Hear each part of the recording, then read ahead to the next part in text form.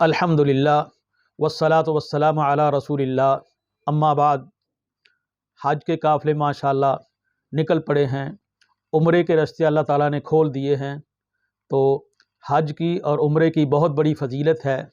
सही बुखारी हदीस नंबर 1820 1820 नबी अलैहिस्सलातु वस्सलाम ने इरशाद फरमाया, मन हज्जा हादल बैत, जो बंदा इस घर का हज करता है, फ़लम यरफुस, कोई शहवत वाली बातें नहीं करता, वलम यफसुक, और कोई फ़िस्को फजूर वाली बातें नहीं करता, राजा आका यौम वलदतहु उम्मुहु, वो हज करके वापस ऐसे ही आता है जैसे कि जिस दिन उसे उसकी वालदा ने जाना था।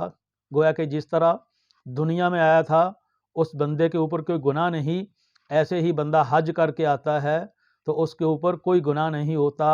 अल्लाह ताला उस बंदे को गुनाहों से पाक कर देते हैं। सुनन नसाई हदीस नंबर 2630, और ये सही हदीस है।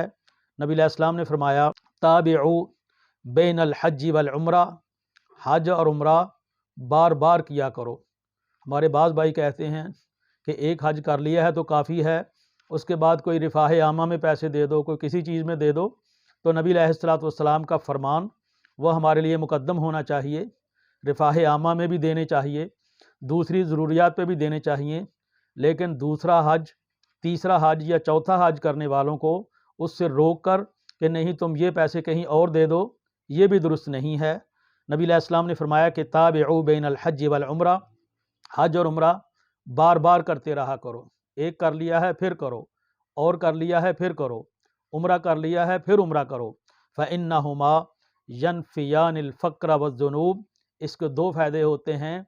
हज और उम्रा करने से फ़क्र भी ख़त्म होता है, गुनाह भी ख़त्म होते हैं। तो ये ज़हन नशी रहना चाहिए।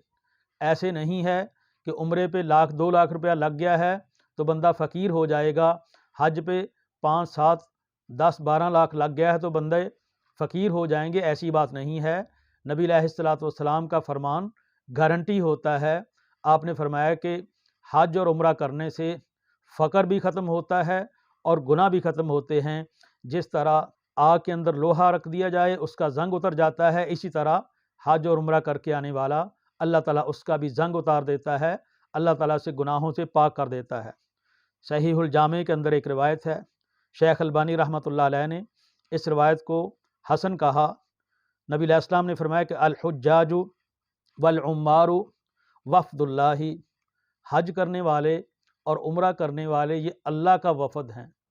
यहाँ पर हम दुनिया में देखते हैं कि कोई डेलीगेशन जाता है, कोई आला सतही डेलीगेशन जाता है जिसका नाम उस लिस्ट के अंदर आ जाता है, उस वफ़द के अंदर आ जाता है।